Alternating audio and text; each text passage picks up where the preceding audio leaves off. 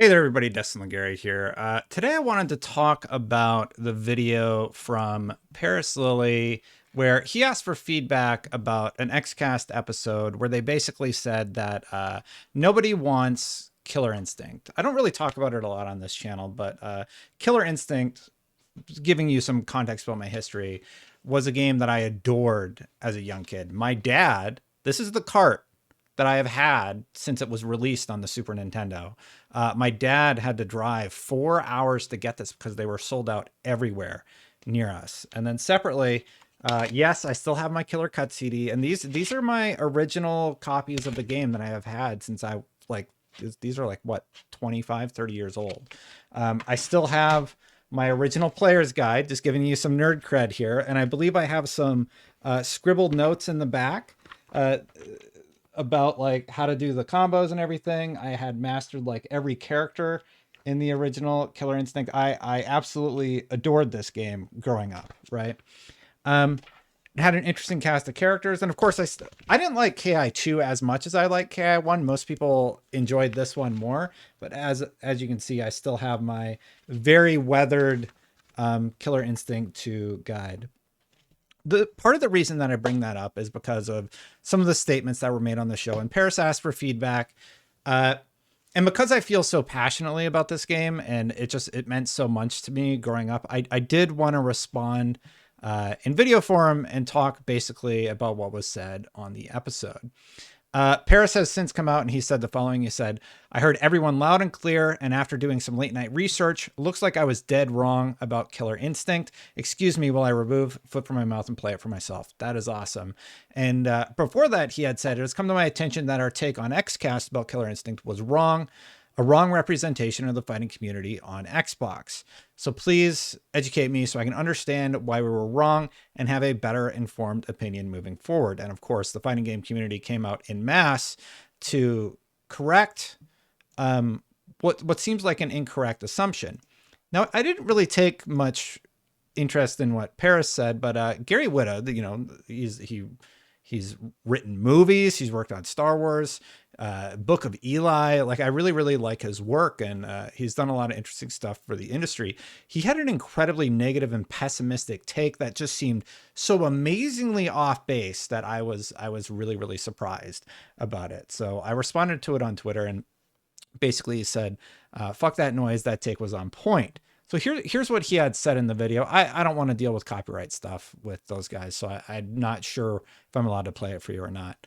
Yeah, you know what? I'm sure he'll be fine with it. So let's just take a real quick listen to what they had said on that episode. Let's see if this comes through. When it was on the N64. All right. Where does Killer Instinct fall? Because I see a lot of people like Jez Corden talk about it, of like, people want this franchise, but do we really want it? Where do y'all fall on Killer Instinct? I think a lot of people are just talking. I think realistically, if they brought Killer Instinct back, I'm not sure it's gonna grab enough of the audience that it's gonna need to be sustainable. I think they obviously tried it before and it didn't get the traction that they were looking for. I don't know. Could it happen? Of course. I'm gonna say doubtful.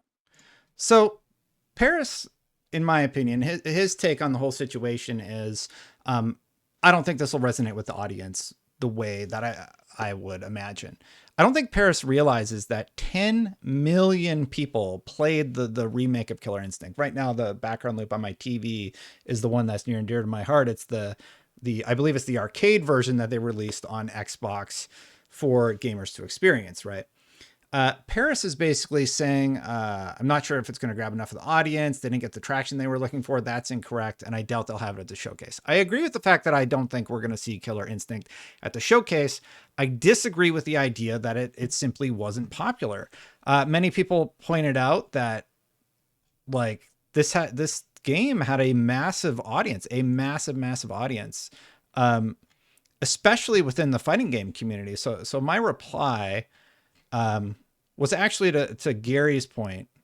So here's what Paris said, and then let's just take a listen to what Gary had said in the response here. Yeah, I definitely would want to chime in on that question. Is it something that people really want? I don't know if Killer Instinct is something that anyone ever really wanted.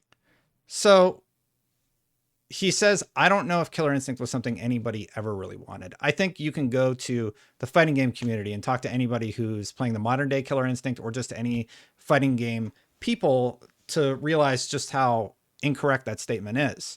It's just factually wrong. Not only were fighting games pushed forward due to some of the mechanics that were utilized within Killer Instinct, the auto and the sound effects of doing a killer combo and doing all that stuff. You can see a lot of that being translated into modern day fighting games. So the fact that like just that narrative is just not true. And you can talk to a lot of fighting game developers. Even Ed Boon has shown his love for Killer Instinct in the past. And if you look at Mortal Kombat 3 at the time ended up utilizing a similar sort of system to what Killer Instinct had done. So the idea that nobody ever wanted it, it's just factually false. From my childhood, it was all everybody talked about. There was a comic book series. There was they dumped a lot of money into this IP with Rare. And it was very successful for Nintendo. Let's continue on. I'm old enough to remember when it was in the arcades, when it was on the N64, and people kind of wrote it off for what it was, which was a Mortal Kombat clone that wasn't as good as Mortal Kombat. Now they did obviously reboot it not long ago. So people wrote it off for what it was, a Mortal Kombat clone that wasn't as good as Mortal Kombat. So at that time, it was right around the time that Mortal Kombat 2 was out. I don't know if Mortal Kombat 3 had been released at that time, but yes, I will say this. There were a lot of Mortal Kombat clones at the time. I probably played all of them. They all had their unique flair. But what Ken Lobb and the team were able to do with Killer Instinct was definitely something special that stood out to a lot of people in the fighting game community, mostly because of the combat system that was within the Killer Instinct game. So I also would disagree with his assessment there that people wrote it off for what it was, a Mortal Kombat clone. There were a lot of Mortal Kombat clones, but Killer Instinct actually stood out as one that garnered a lot of attention, enough that they made a sequel for the Nintendo 64. So not only did they have this arcade game, they also had a Super Nintendo port that sold quite well. And then they did a sequel to that property. Now, a lot of those clones, the bad games, there were a lot of bad Mortal Kombat clones. Killer Instinct did not fall into that category because it was doing something unique with how the combat system worked, with the sound design, the fatalities, or the finishers, or whatever you want to call them. So I also disagree with his point there. And kind of brought it into the modern era, but no one really cared that much then either. Nobody really cared that much then either. That's also wrong. Before it even hit Steam, there were 10 million people at least played the game. So they downloaded the game and they played it. 10 million people. And already here we can kind of look at my response.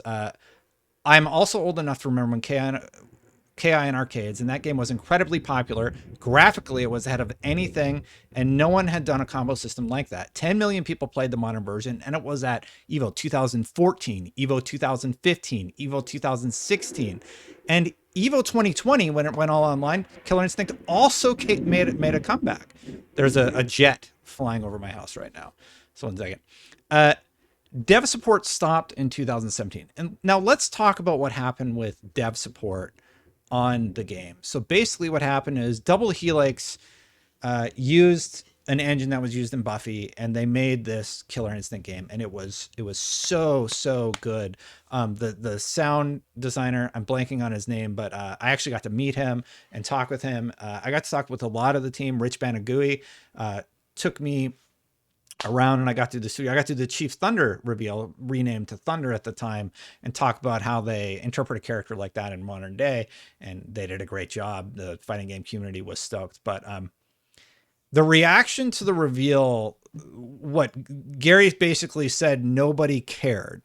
I brought up the documentary, and again, I'm risking getting flagged here, but I don't care because I care more about Killer Instinct. This is the Fight On documentary, and let's just see what Ken Lobb and the actual reaction and what happened when it was revealed.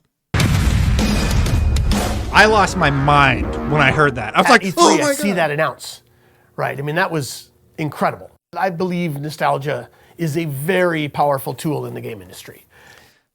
I lost it in the editor room when that happened. So I was that one guy, as we'll hear Gary in a second, in the background. As soon as I heard, I was like, it's Killer Instinct. And I lost it. I was so very excited. I got to meet Ken Lobb that day. I was very bad at the new Killer Instinct and learning the combat system.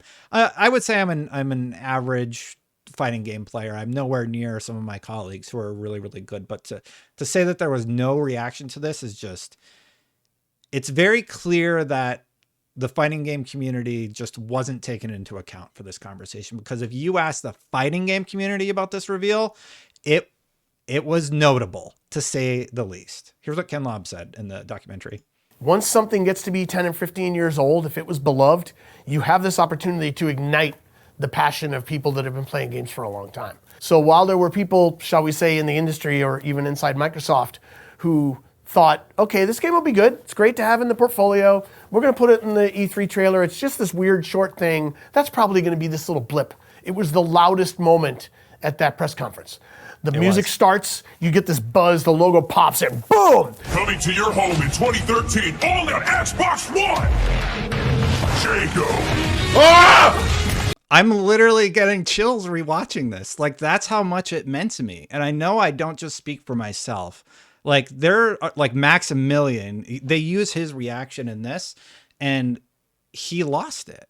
And like anybody who had that special nostalgia that Ken Lobb was just discussing, they were incredibly excited about this reveal of Killer Instinct at E3, whatever year it was. For the launch. It was the first game I downloaded, and I played it a ton. Like I got pretty high in the rankings. I was really enjoying the game, and yeah, this reveal was not written off. KI just pop up on that big gigantic stream. I just like lost my mind, dude. So these people are echoing what I said, and I'm going to link to this full documentary because I watched the whole thing last night. It is fantastic if you're a Killer Instinct fan and want to know what happened. So Gary basically said that nobody cared about it when it was remastered. That is unequivocally false. Lots of people in the fighting game community at EVO 4 years to say nobody cared. It's just wrong. Now, if you're talking to give Gary the benefit of the doubt, I think what he's saying is the general audience may not care that much about Killer Instinct. They might write it off or scoff at it. But to deny that there is a massive audience for this game, that's why people have been talking about this so much. And then to double down about that take being on point is just like, you're wrong. And sometimes I have learned in this industry, you just got to admit you were wrong. And in this case, that's why people are so mad at him. They feel like, hey, that's not true. Killer Instinct meant a lot to me. It meant a lot to the fighting game industry. Even the original push forward game design of other fighting games in the industry. And that's why it is so beloved and remembered in such a positive light. Not to mention it just did interesting things with combat that nobody had really done. And then Mortal Kombat 3 started to adapt that, and then Ultimate Mortal Kombat. And I think Marvel vs. Capcom started having combo systems sort of like this, where it got truly interesting. Let's continue on in this video from Gary and hear what else he had to say. And the fighting game scene is very competitive. Yes, that's There's true. a lot of good options out there. And look about just like what's happening right now. Like we know that Mortal Kombat is killing it right now. Mortal Kombat has been doing very well, but Mortal Kombat 11 hasn't had an update for a year or two now. I believe they did the final DLC pack, and they've been developing the next Mortal Kombat iteration. Street Fighter has been revealed, and he'll mention that in a second. But to say Mortal Kombat is killing it right now,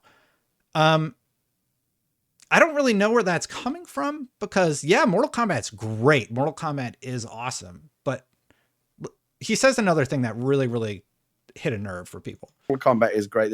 I'm sure there's more Mortal Kombat around the corner, and that's again, True. Why play Killer Instinct when you can play Mortal Kombat? Why play Killer Instinct when you could play Mortal Kombat? That statement is so preposterous and ridiculous. And imagine if I said, why play Callisto Protocol when there's Resident Evil 4 to play? Why play BlazBlue when you can play Street Fighter? Why play Call of Duty when you could play Fortnite? Like, it's absolutely ridiculous to make a statement like, why have any other fighting game when there's Mortal Kombat? We could all just play Mortal Kombat for the rest of our lives. No other fighting game needs to exist. You got Mortal Kombat, you got Street Fighter. That's it. Nobody else needs to make fighting games. Sorry, everybody. Pack it up. Go home. Nobody else make video games. That one really strikes a nerve. And I can't believe Gary Witt of all people would say something like that. Well, there's one fighting game. Why do we need more? I mean, I wish I could say that I was twisting his words, but that's what he said. And it's just so easy to tear apart. And a lot of people are like, what? Like, what are you saying? Let's continue to hear what else he said. I think is the view that most people would take. You got Street Fighter 6 right around the corner as well, right? Sony just showed that off. There's a lot of good fight. I just always felt like Killer Instinct has never really justified a reason for its existence. It's like 10 million players, lots of profit for Xbox. Here's what happened with Killer Instinct, if you don't know. Double Helix was making the game, and they were supporting it, I believe, through the first season, around when season 2 and TJ Combo was introduced, as I recalled from the documentary. Double Helix was purchased by Amazon, and they were no longer allowed to work on this IP. So, not Double Helix, but the other company had to take it over. I'm blanking on their name, but it's not Double Helix. Man, who took it over? Killer Instinct. I always remember Double Helix because I was able to go to their studio and everything. Oh yeah. Iron Galaxy took it over. Iron Galaxy was one of the names that they originally wanted to work on Killer Instinct, but Iron Galaxy had to basically come in hot and develop TJ Combo in just a few weeks. So from the get-go, when Iron Galaxy took it over, they were sort of behind and constantly trying to catch up. They went for multiple seasons. They introduced new characters like Rash. They introduced a Covenant Elite from Halo into the fighting game and various other characters. But the game was supported for a substantial amount of time. And like I said, it was at EVO in 2014, 15, 16. Dev support stopped in 2017. And then in 2020, they brought it back because the netcode was so good for Killer Instinct that a lot of other developers, again, utilized that knowledge and that near perfection to improve their fighting game online experience. So let's just finish up what Gary said here. Like, why do we need this? You know, I understand why you're doing it because people like Mortal Kombat and you want to do something. Like, there was so many Mortal Kombat clones after that game, after Mortal Kombat originally came out in the 90s. There were in the 90s, yeah. I don't really understand his point here. I understand why you're doing it because people like Mortal Kombat. His perspective is just so different than anybody I have talked to from the fighting game community. It's just, I don't get where it's coming from. It's really, I'm trying to give him the benefit of the doubt, but when he says stuff like that, well, Mortal Kombat, it just comes off like Mortal Kombat exists, so Killer Instinct shouldn't. 90s, and they all kind of died away. And I think just through like a force of will, they kept Killer Instinct around because it was rare. It was Nintendo. It was in the arcades. It was a big deal, but it wasn't ever, it was always more hype than it was substance. And like, I don't know, like, can you really imagine, like, I know this isn't a live type event. Okay. So he's actually going to make a point that I probably agree with. Out of all the things he said, he's just factually incorrect about so many of the statements that he made about Killer Instinct and the legacy it had. Like, it had really good sales on the Super Nintendo. It had really good sales on the Nintendo 64. The modern day version had 10 million players. And we know now what happened with development and why it ended up falling to the wayside. It went through development hell after Double Helix got purchased by Amazon and nobody was left to work on it. But he does make a point here at the end that I sort of agree with, so I'll give him this. But can you really imagine, like, and if Phil Spencer or whoever got up and said, and we're bringing back Killer Instinct, like, is that really going to raise the roof? Or are you hearing the one guy at the back, you know, going, like, his man gives a shit? So the part that I agree with was I don't think that the general audience, there's no audience at E3 right now because of COVID. So yeah, there's likely not going to be a loud response. But I mean, I just played for you what the response was when the original Killer Instinct happened. So let's look at that again. Here's the reveal that nobody cared about. Here was the response. Maybe we can't, but they busted ass. They were having fun. E3 2013. At E3, I see that announce. Right. I mean, that was incredible. I believe nostalgia. And if we skip forward. Coming to your home in 2013, only on Xbox One. Jago. Ah!